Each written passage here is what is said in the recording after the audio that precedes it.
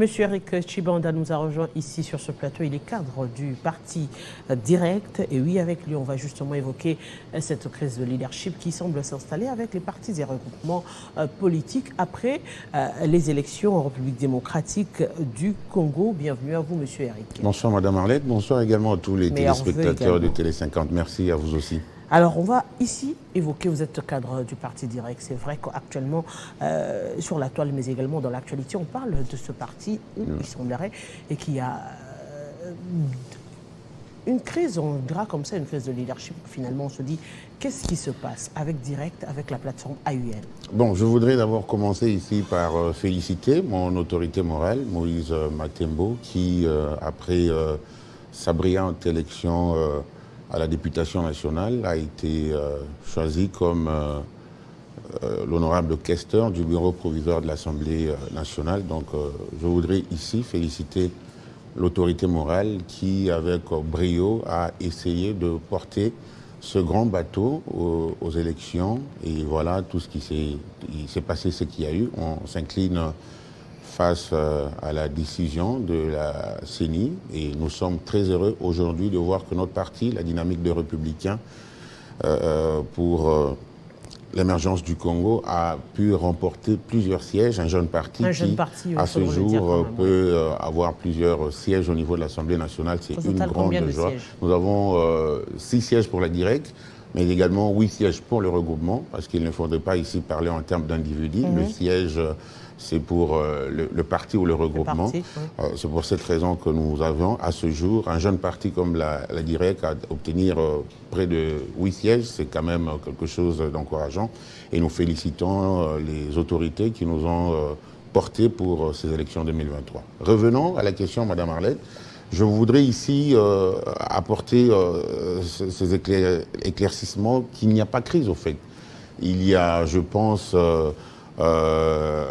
un positionnement de politiciens qui semble ramener cela dans une crise parce que au niveau de la Direct, il n'y a aucunement une crise. Au niveau du regroupement AIN également, il n'y a pas de crise. Donc, nous savons à ce jour que le coordonnateur délégué du regroupement AUN est l'honorable Jean-Jacques Pangawalukalaba, qui a été désigné conformément au statut, mais également aux lois qui régissent notre regroupement et surtout les lois de la Constitution. Donc la procédure a été respectée, tout a été fait normalement sur PV avec la conférence de présidents, parce qu'au sein du regroupement AUN, il s'agit ici, l'organe, l'instance suprême, c'est donc la conférence de présidents. C'est en effet ce qui a été fait pour arriver à désigner le coordonnateur délégué qui est l'honorable Jean-Jacques Pangawalukalaba. Donc tout ce qui est en train de se raconter sur la toile et tout, ce ne sont que de bruit. Je pense que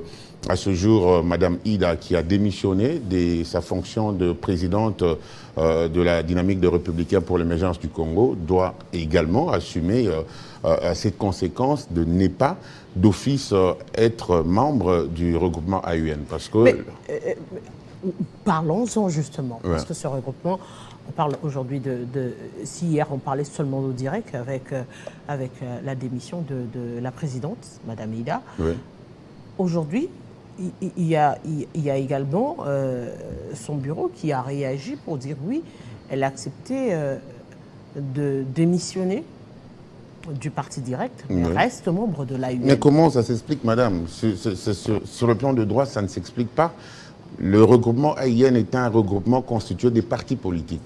Il ne s'agit pas de personnes physiques, mais il s'agit des personnes morales, qui sont bien évidemment les partis politiques. Donc pour faire partie des membres du présidium, elle devrait rester membre d'un parti politique, membre d'un parti politique avec une délégation. Elle devra être déléguée par un parti. C'est comme ça que quand vous démissionnez de vos fonctions au sein d'un parti, la conséquence c'est que vous n'avez plus à siéger au sein d'un regroupement.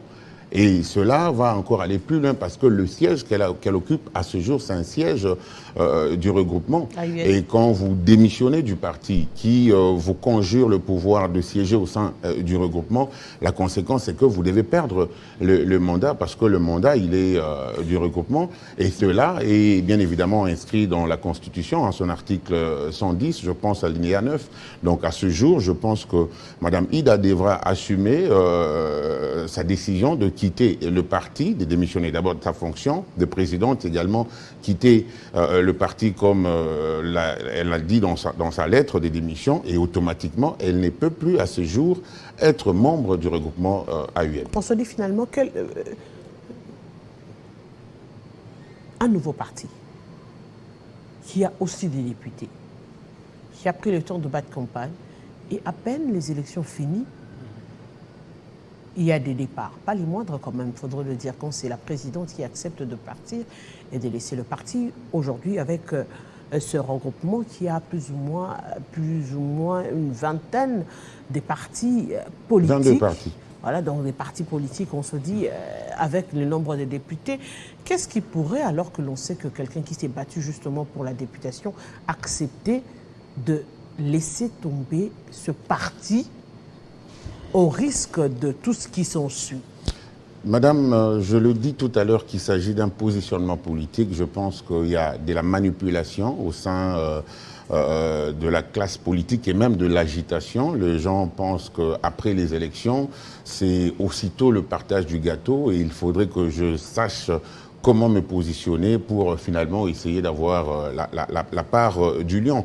Mais je pense que c'est de faux débats parce qu'on cite des gens qui se retrouvent dans cette agitation, dans cette manipulation, afin de vouloir déstabiliser le regroupement AUN, mais cela n'aura pratiquement pas d'effet parce que j'ai eu entendre parler de gens citer le nom de son Excellence ministre de l'Intérieur Peter Kazadi qui semblerait être derrière. On a également parlé du député, de l'honorable Dany Banza, que nous respectons beaucoup, mais que nous ne voudrions pas qu'il se retrouve dans cette fourberie où l'on veut finalement mettre en confusion le fils du Katanga en rapport avec ce positionnement politique. Madame, laissez-moi terminer s'il vous plaît. Oui. Je pense ici qu'il faudrait éviter cette agitation et cette manipulation. Les députés s'obtiennent ou se gagnent aux élections. On a eu des élections, les personnes qui se sentaient capables et à mesure d'avoir quelques députés pouvaient le faire au travers des élections. Ce n'est pas après les élections qu'on va vouloir faire le débauchage dans tel ou tel autre groupement pour se tirer la part de lion et mieux se positionner. Donc je pense ici que tout est clair.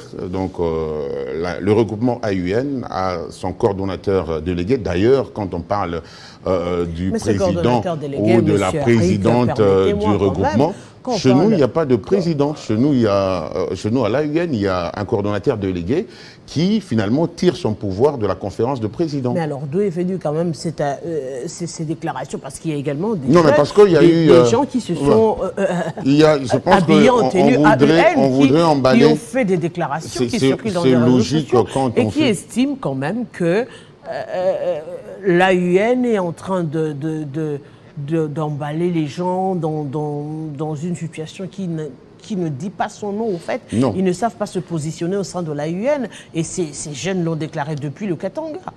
Je pense que c'est logique quand on est présidente d'un grand parti comme la DIREC, faisant également partie du regroupement AUN, de détenir des emblèmes du regroupement parce que la campagne a été également battue avec les emblèmes du regroupement et bien évidemment celui du parti. Donc il est normal que vous voyez de jeunes gens habillés en écharpe ou en emblème du regroupement, puisque voilà, on a été présidente d'un parti. Mais le problème ici, il faudrait recadrer certaines personnes pour que l'on sache qu'on ne peut pas être dans cette usurpation, parce qu'il s'agit même de l'usurpation.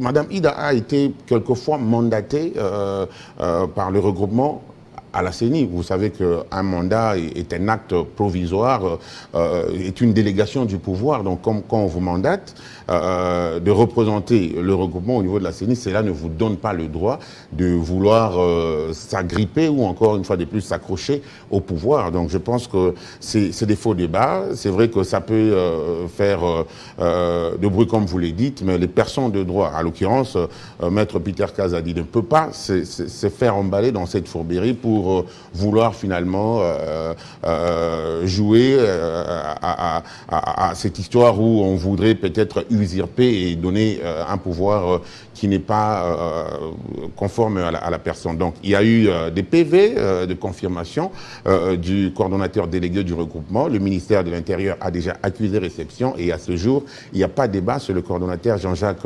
Pangawa-Lukalaba.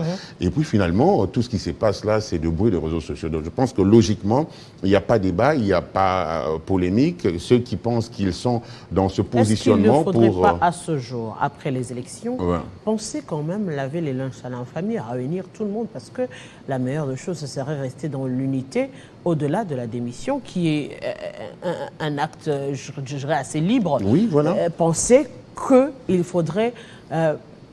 prendre le temps d'écouter quand même les desiderata des autres et penser réunir tout le monde. Ce serait ça, cela le souhait quand même. Non, mais quand vous lisez la lettre... Déjà en vue, est-ce que vous envisagez déjà après le départ de Mme Ida à des élections pour combler ce vide? Oui, le Congrès va décider de ce que sera la suite des instances dirigeantes du parti. Mais quand vous lisez la lettre de Mme Ida, c'est pour des convictions personnelles qu'elle a démissionné. Je pense que vous l'aviez dit tout à l'heure, l'adhésion ou la démission dans un parti politique est libre. Donc on ne peut pas ici vouloir forcer quelqu'un à être telle part où elle ne se retrouve peut-être pas par rapport aux intérêts. Mais je pense que la logique serait celle de voir Mme Ida céder ce siège du regroupement, puisque le siège est pour le regroupement. Quand vous démissionnez de vos fonctions du parti et que vous quittez le parti, je pense qu'il est tout à fait logique. Nous voulons l'état de droit, le chef de l'État également prône l'état de droit. Je pense qu'il faudrait commencer par respecter les lois de la République et règlements dans différentes organisations. Donc logiquement, elle devrait prendre ses responsabilités de bien vouloir... quitter ces sièges. Donc je voudrais ici rappeler à tous les membres de à tous les membres d'abord de l'AUN principalement que ne cédez pas à cette agitation. Il n'y a aucune polémique, il n'y a non plus aucun désordre au sein du regroupement. Tout ce qui s'est dit sur le réseau, c'est bien évidemment le folklore que plusieurs, ou les théâtres que plusieurs voudraient faire sur la scène politique. Nous avons un seul coordonnateur délégué au sein de notre regroupement AUN, Action pour l'Unité Nationale, c'est l'honorable Jean-Jacques Pangawa-Lukalaba, élu de Mitwaba, et bien évidemment toute les structures du regroupement qui est bien connue, et votre regroupement a déjà fait une grande chose, une grande part aux élections, et on ne voudrait pas que l'on nous lance dans cette distraction pour que l'on tombe dans ce que l'on peut considérer comme les jeux d'enfants. Donc ici, il est tout à fait clair que il n'y a rien au sein de ce regroupement. Madame Ida ne devra plus jamais engager ni le parti direct, ni le regroupement AIN parce qu'elle n'en a pas qualité. Les règlements et les lois du parti interdit d'ailleurs dans la lettre d'accusé de la prise d'acte du CG qui répondait à sa lettre de démission, a quand même essayé de faire les distinguos entre ce qu'elle pourrait faire actuellement et surtout ne plus engager le parti. Donc il n'y a pas de polémique, il n'y a rien de discussion autour de cette question, tout est calme, les lois sont claires et même les personnes au sein du regroupement sont véritablement tranquilles. Monsieur Rexmalto Chibonda, je vous dis merci. Merci Madame Arlette. Et je rappelle aux téléspectateurs que vous êtes au cadre du parti direct et membre par ricochet de l'AUN. Merci beaucoup. Et nous allons continuer cette fois-ci. Pour revenir, on vous garde ici sur la chaise et le temps de prendre nos deux derniers invités.